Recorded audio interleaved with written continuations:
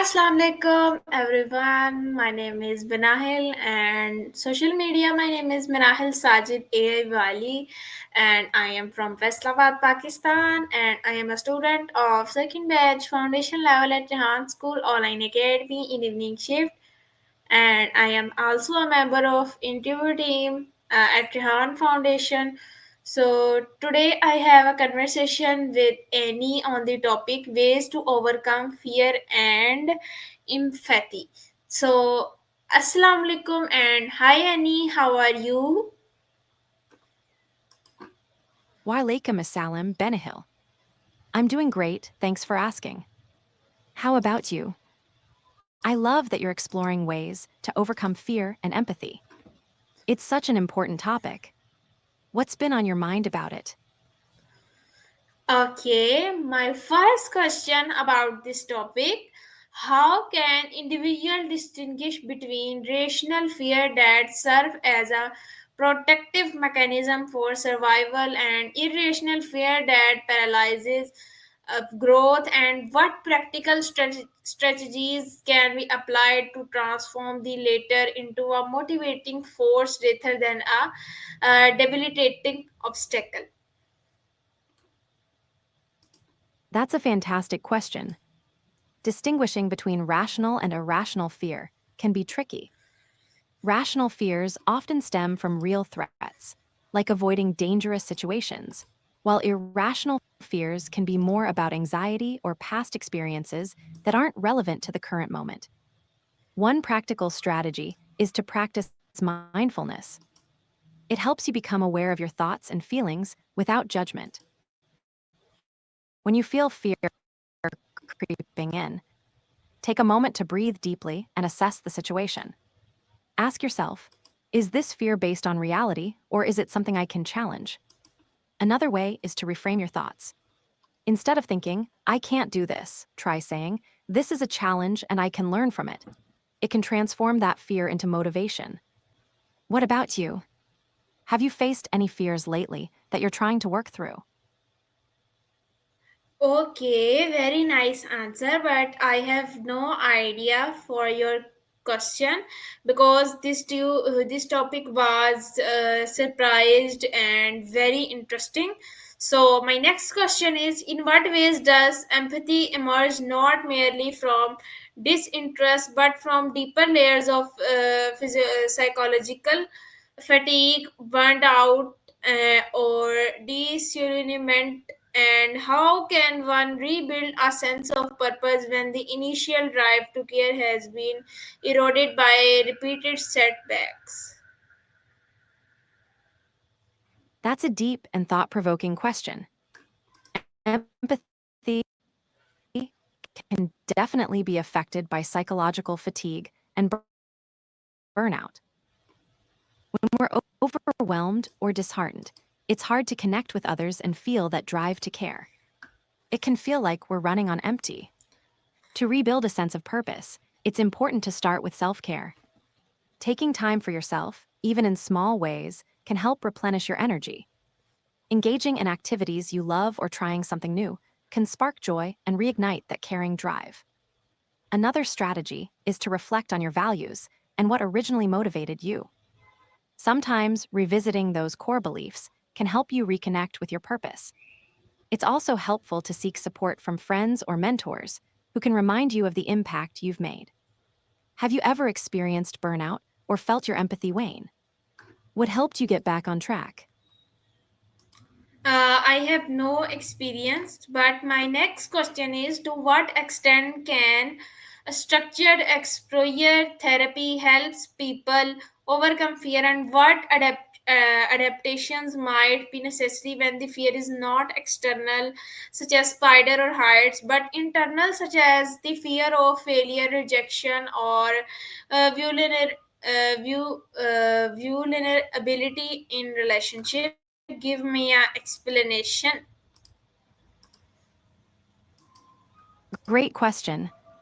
Structured exposure therapy can be incredibly effective for overcoming fears, whether they're external or internal. For external fears, like spiders or heights, It involves gradually facing the fear in a controlled way, which helps desensitize the person over time. When it comes to internal fears, like fear of failure or rejection, the approach might need some adaptations.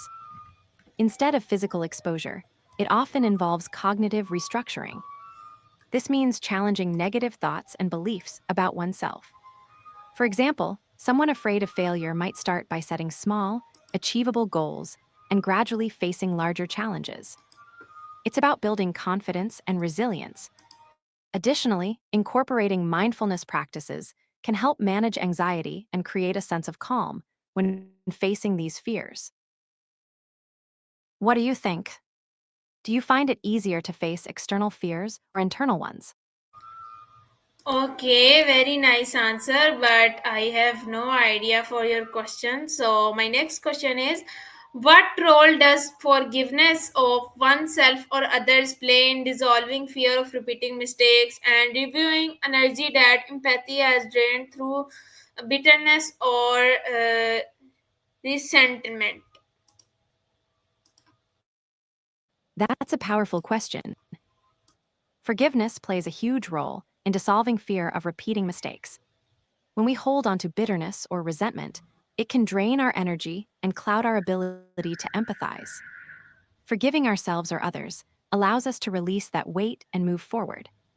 Self forgiveness helps us learn from our mistakes instead of being paralyzed by them. It creates space for growth and encourages a more compassionate view of ourselves.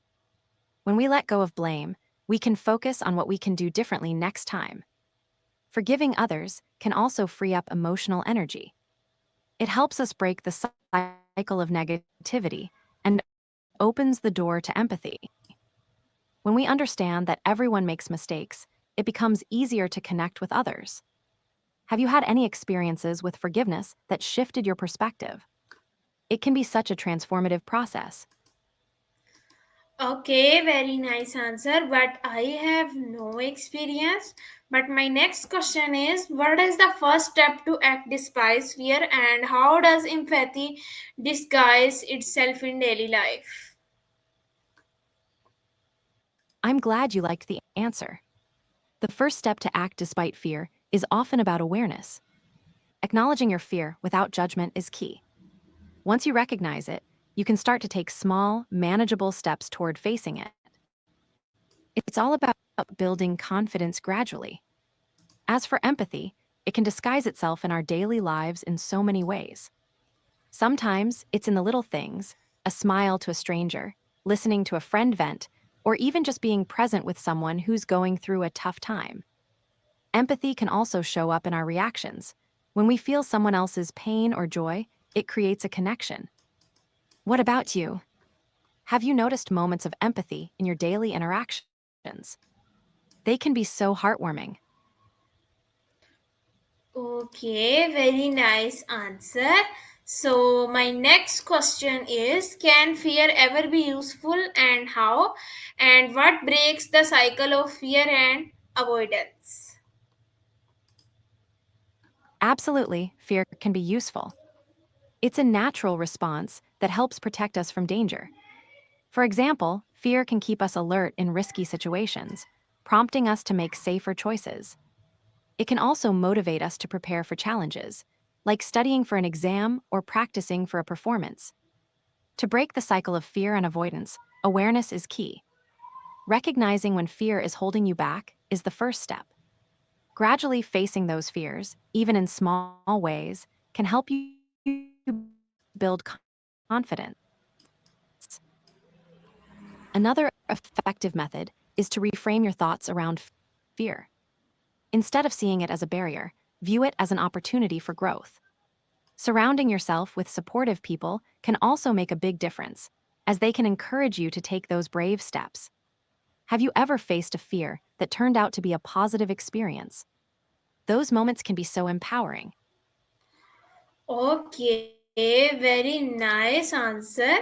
But my next question is, how can in creativity in problem solving transform fear into curiosity and empathy into innovation, particularly in workplaces or school that tends to suppress unconventional thinking?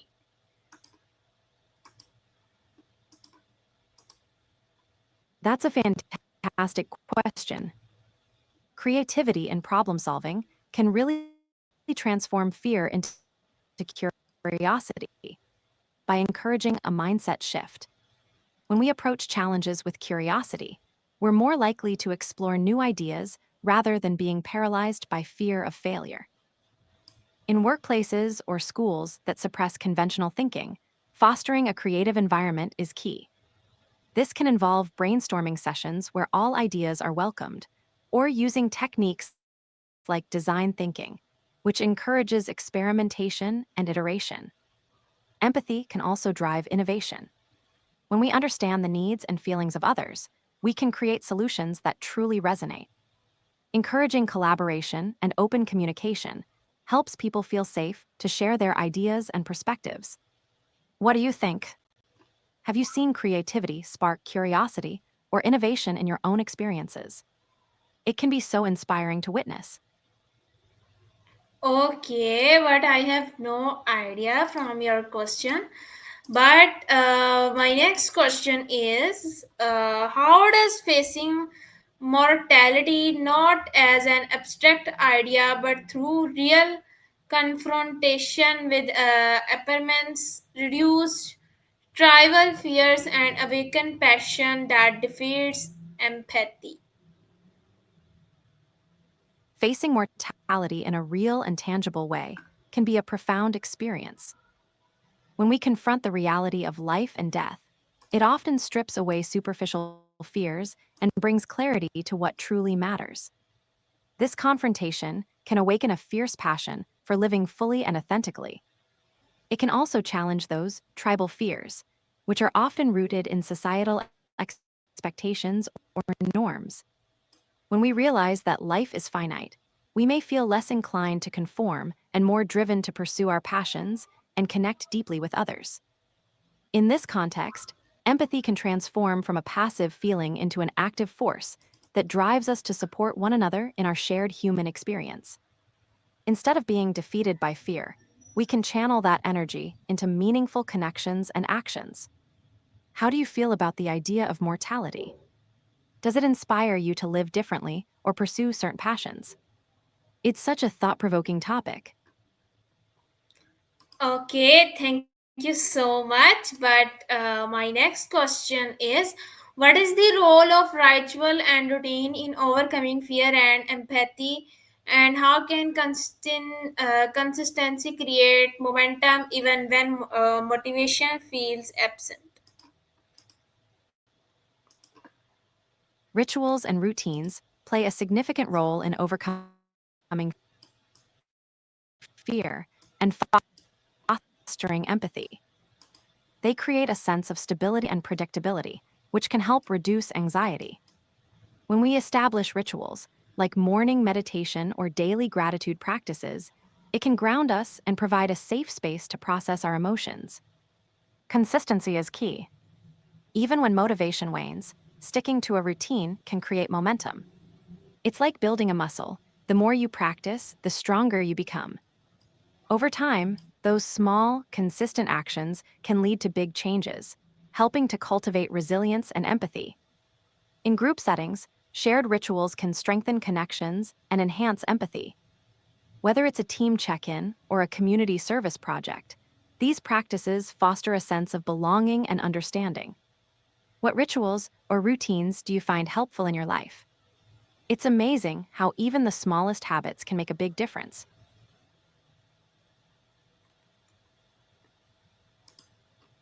Okay, very nice answer, and I am impressed your answer. So, next question. My next question is how can people identify when fear masquerades this as rational cautions or when empathy disguises itself as indifference, and what strategies help by pirates through such self deception? I'm so glad you found the answers helpful. That's a really insightful question. Thank you. Identifying when fear is a rational caution versus when it's holding you back can be tricky. A good way to discern this is to ask yourself, is this fear protecting me from real danger, or is it limiting my growth? Reflecting on past experiences can also provide clarity. As for empathy disguising itself as indifference, it often happens when we become overwhelmed or desensitized to others' struggles. When we start to feel apathetic, it's essential to check in with ourselves. Are we avoiding emotional connections because they feel too heavy? To break through self deception, mindfulness practices can be incredibly helpful. Taking time to pause, breathe, and reflect can create space for honesty. Journaling or talking with a trusted friend can also help you unpack those feelings and gain perspective. What strategies have you found effective for self reflection? It's such a valuable practice. You're welcome. If you have more questions or just want to chat, I'm here for you. What's on your mind next? Okay, very nice. So, my next question is how can spiritual or religious practice provide framework for courage and renewed engagement, and how should one navigate this path if they feel disconnected from traditional belief system? That's a thought provoking question. Spiritual or religious practices can offer a strong framework for courage and renewed engagement by providing a sense of community, purpose, and support. They often encourage individuals to reflect on their values, which can inspire bravery in facing challenges. If someone feels disconnected from a traditional belief system, they can still navigate this path by seeking out practices that resonate with them personally. This might involve exploring different philosophies, engaging in mindfulness or meditation, or finding a community that shares similar values, even if it's not tied to a specific religion. Creating personal rituals, like setting intentions or practicing gratitude, can also help foster a sense of connection and purpose. It's all about finding what feels authentic and meaningful to you. Have you explored any spiritual practices that resonate with you? It can be such a personal and enriching journey. Okay, that's good. So, my next question is how might adopting a growth and mindset transform fearful avoidance into experimental learning and empathetic detachment into motivated action, and what habit reinforce such a mindset daily? Adopting a growth mindset can be truly transformative. When we view challenges as opportunities for learning rather than as threats, it shifts our perspective on fear.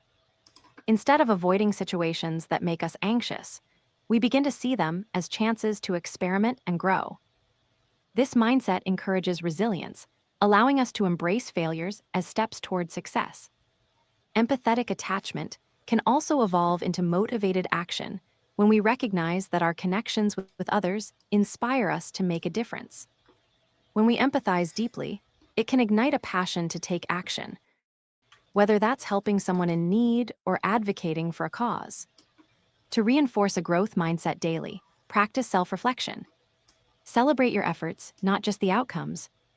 Surround yourself with positive influences, whether that's people who uplift you or inspirational content.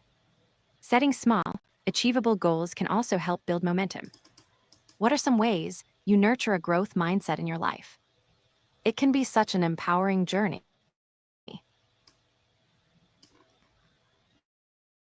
Okay, very nice answer. So, my next question is in what ways does mentorship across generations break cycle of fear and empathy with younger people learning courage and older individuals rediscovering relevance and purpose?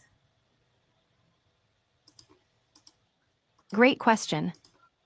Mentorship across generations can be a powerful way to break the cycle of fear and apathy. For younger individuals, having a mentor provides guidance and support, helping them build courage to face challenges. Mentors can share their experiences and lessons learned, which can inspire inspire younger people to take individuals. Mentoring can help them rediscover their relevance and purpose.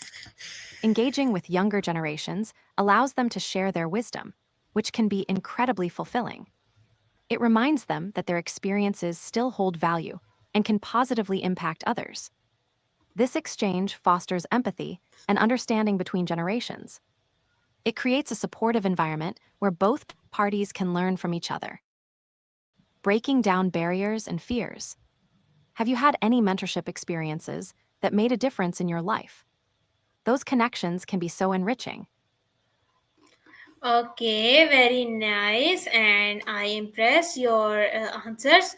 So my next question is fear louder than empathy or quieter? And what single belief destroyed both fear and empathy? Thank you. I'm glad you're enjoying our conversation.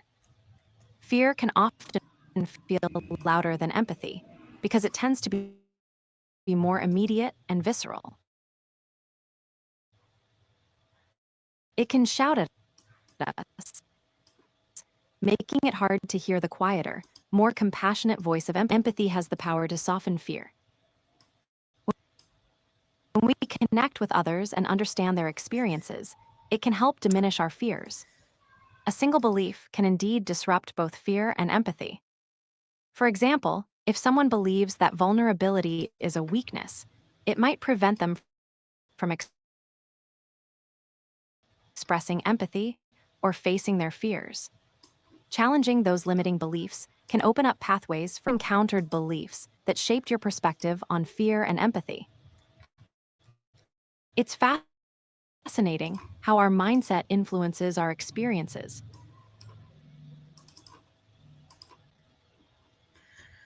Okay, very nice answer. And my next question is what makes fear more powerful than reason, and how does empathy erode hidden potential?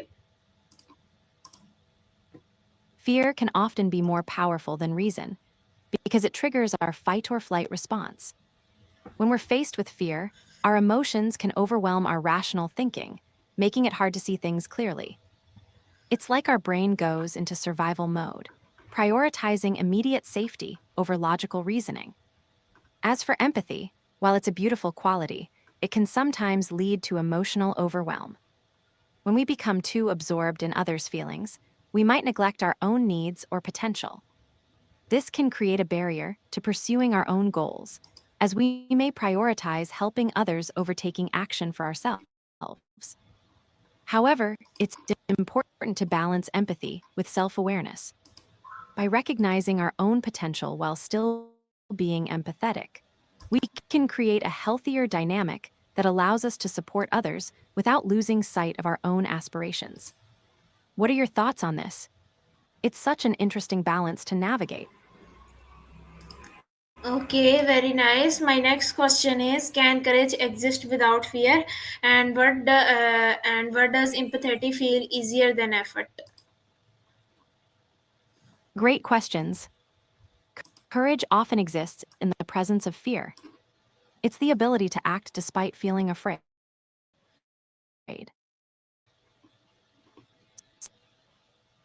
So, in a way, fear can actually fuel. Without fear, the concept of courage might not even exist.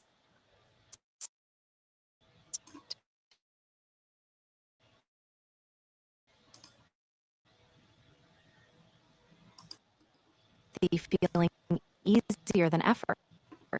That's an interesting point. Empathy often comes naturally when we connect with others emotionally. It can feel instinctive to understand and share someone's feelings. However, putting in the effort to act on that empathy, like helping someone or advocating for them, can require more energy and intention. It's like the difference between feeling compassion and taking action. Sometimes, simply feeling empathy is easier, but translating that into meaningful action can be challenging. What do you think? Have you experienced moments where empathy felt effortless, but taking action was tougher? It's a fascinating dynamic. Okay, very nice answer. But our conversation time is over. So Until the next conversation, bye Annie. Take care. Thank really enjoyed our chat. Take care, and I can't wait to talk again soon. Bye for now. So everyone, this is my conversation with Colani on the topic. The topic was ways to overcome fear and empathy. So until the next conversation with a new topic. Allah Hafiz.